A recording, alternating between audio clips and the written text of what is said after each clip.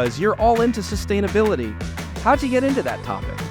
Well, actually through my daughter. How about we should do a little rapping about a hot topic. Am I a rapper? No. I mean, you are right now with that jacket on you. Well, Oliver, you're in the sustainability green jacket. Yeah. How do you feel? Actually, it feels pretty good. I mean, I'm not sure it's a jacket I would wear every day, but yeah, it looks pretty cool. Like I said, we call this sustainability green, and I thought you'd have an interest in this particular outfit because you're all into sustainability. How'd you get into that topic? Well, actually through my daughter, because several years ago, she in summer we were on a vacation, and she showed me some movies, these documentaries about actually not eating meat is good for your health. Okay. Long term. Yeah. And of course sustainability as well, and animals, all the thing. And then I said, okay, you know what? She was vegan at the time. I'll go vegan for the next 3 weeks if you do half an hour of sports every day, because she wasn't doing any sports at the time. That's a good deal. And she stopped after 2 days, and I continued. You were the sucker. So I was vegan, and then I went vegetarian, then I went pescatarian, and I guess once in a while I'll eat some chicken now. But this is like 6 years ago, something like that. Isn't it funny how we can actually learn from our children sometimes? Oh, absolutely. And it's nice to know that, because we're in this industry which sometimes feels a little top-heavy with knowledge. But if we just get out of that ego frame of mind, there's so much to learn around us. And I love that. And I love the fact that, we're also humble enough to acknowledge that. Now, Oliver, I feel like there's never been an ESCRS president like you. You've taught us to dance, a la the first ESCRS ball. We're going to have our lesson tonight. I'm very excited about that. You've also taught us white tie events and what that's all about. So we had to prepare special for that. And so I feel like you're kind of a social virtuoso as well. Where did you pick up all this? Well, I'm not so sure about social virtuoso. That sounds cool. No, actually, I always liked to dance. I mean, I actually never really learned dancing in the old days. So I didn't, the usual thing is you learn with 16, 17, you go to dance school. And actually, Elmai is the most prominent dance school. That will be the one on the ball. They'll also be doing the formation, the dance at the beginning. But I didn't do that at the time, but I always liked to dance, disco dance, right? Yeah. And so actually several years ago, that was in Vienna, actually, 2018, at the President's Dinner. That was in Liechtenstein, Palais. We actually then had a live band at the bottom, and the young ophthalmologists, we got them in. That was the first time. Yeah. And then we danced. And the funny thing was that the band was just medics, so ophthalmologists, and Thomas Pfleger, who was actually doing a very nice charity concert on Sunday night in Porgy and Bess, the jazz club here, for good right. cause. He said, well, we'll do this for you, but you have to do the first dance. And so actually my wife and I, we actually took a dance instructor, because it was from the movie Dirty Dancing. Oh, really? That one dance, Yeah. We didn't do the thing where she would jump onto me and I would hold her. We missed that one out. I mean, so in other words, I feel like you've done a great job concentrating on the holistic ophthalmologist. That there is the education element, but socializing and learning to be social. That's an important aspect of our existence, don't you think? Well, absolutely. I mean, that's the bread and butter, no, isn't it? Of course. I think, to be honest, we saw that with COVID. We couldn't meet. We had virtual meetings, which were pretty boring at the end of the day, and I think we all got to know that. And then when we came back, it was clear that we really want to mingle, and we want to be together. We want to network. We want to have fun, and not only, as you said, be educated. And I think that's what it's about. The Congress should be everything. And I think, and also the interaction, we need much more interaction. That's why we're doing the arena this year. Right. So really, the audience can really interact, can vote by feed, as we call it. Just be a little more part of it, and not just have somebody on a podium and then people sitting down there and, sort of listening. We have that for some things. Okay, that's fine. Right. But we need new formats, and I think we need to do that much more, especially for the younger generation, because they have they need more. They want more. They want to be more involved than maybe we were in my times when I was younger. Well, I imagine if ESCRS had existed 100 years ago, that somebody of your stature walking down the Congress aisle, people would be like trembling and and Dr. Findl, it's great to see you, but it's not like that anymore. I feel like, leadership is as engaged as anybody else, but that's also important for our times because as we started off the segment, it's important to learn from all different aspects of our ophthalmic group. What do you think about that?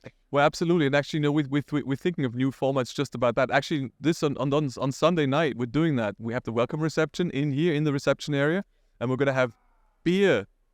What do they call them? The beer boxes, the plastic ones. Oh, yeah. Beer bottles in. We're going to turn them around, and we're going to have 10 of them, and we're going to ask committee members, council members to stand on the boxes and be approachable for questions of any kind. And that's not only is hopefully not about astigmatism or anything, but it's really about, why did you do this? Why are you doing this in general? What are your hobbies? What do you, what, right. Tell us a joke. Right. That was a really bad joke, whatever it is. So I think really, interacting and being just part of everything, of that whole community is what I think it's about. So we're trying that, small steps, but I think we're getting there. And I think what we want to do in the future, and I think, for Filomena, who's going to take over, she also has that sort of approach that we have much more of a networking event. So not only courses and sessions, but also actual sessions which are for networking industry with doctors, but just, also more informal, but give them a real platform for it. So I think we have to go that direction, or I believe that's the direction we should be going. Not only, but also. What are some of the other major goals of the ESCRS, let's say, over the next 5 years?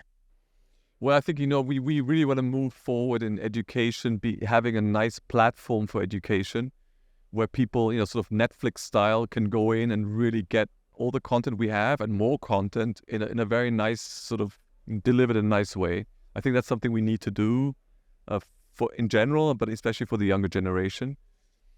Concerning research, obviously I think digital research will be important. Registries becoming more important, that we have big data. It's difficult in Europe because different languages, different cultures, different EMRs, very many different EMRs, so that's going to be much more complicated than the US. But I think that's the way we also need to approach it. We're working on that. And then from the Congress, as I said, new formats, getting people more involved, I think is something, and then the sort of more of this networking idea. We're also working on a leadership program where we want to have a mentorship program coupled to it. So this leadership program and the Filomena's really on board for that. And I think she's really going to push it much more than I did to really try to get especially many women into these programs, to really develop them so that they can be the ESCRS, a strong part of the ESCRS future. I think in general, we need to get much more younger people into our committees, which we have done in the last few years. And so I think we're on the right path. But, we have to do it. And we have to get old guys like me off the stage. That's the point. Who wants to see this old guy? No hair? That's why you're putting the jacket on, give a young vibe, but okay. Kind of trying pretty. So you think I should go on stage with this one? I would do it for sure, but don't take my advice. Never take my advice. Yeah. So I think this is really, things are happening. Yeah. And exactly. We have to. It feels like it's happening. Yeah, it's happening. We're grooving, huh? Yeah, we are. Okay, next time it's gonna be a song, I guess. You want to sing a song now? What do we want to sing about? How about we should do a little rapping about a hot topic. Am I a rapper? No.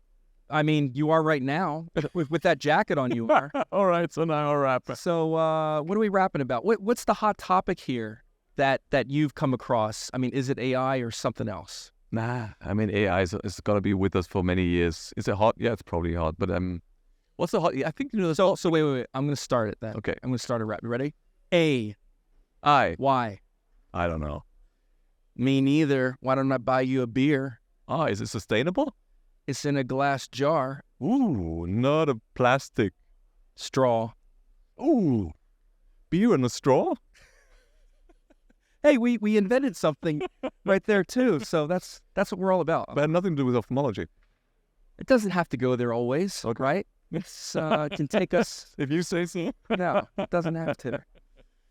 Well, funny story. When I went to an APA CRS in Hangzhou back in 2017, the last day of the meeting, I went out to the local park. and I was dressed in something way wilder at the time, and I did look like a rapper. So I decided to film myself rapping something about the posterior segment. And the rap, I only remember like the initial lines or whatever, but it went something like this. Hey, I'm the eyeballer, the shot caller, posterior segment, you know you want it. Then it went on to something else. But it was a lot of fun, and I feel like, you know, there's just so much more room to explain eye care in creative manners that would connect with new generations, you know? So you're suggesting that we should be actually just wrapping around? I mean, yes, actually. I mean, I had this idea one time that, you know, if Bono has glaucoma, right? Okay. And if Bono were to sing a song about glaucoma, do you know how much awareness that would create? That's true. Worldwide? That's true. So, you know, just a little bit of something, a little twist, and then suddenly people learn more about. Have you suggested it to him? I thought about it, but I don't have a connection. Which is an email. It's probably an email. It's an email that I need. Yeah. Well, I mean, the thing that is for sure, though, is that ophthalmologists are treating people like celebrities worldwide. And so, you know, the ability to make these connections certainly is there. And it's only up to us to maybe provide some creative instruction. And then suddenly we set our world, you know, we did start the fire, so to speak, you know. Anyway, it's been real, man. This has been a lot of fun. And I hope it's the first of many conversations moving forward. Pleasure. Yeah. Especially with this jacket.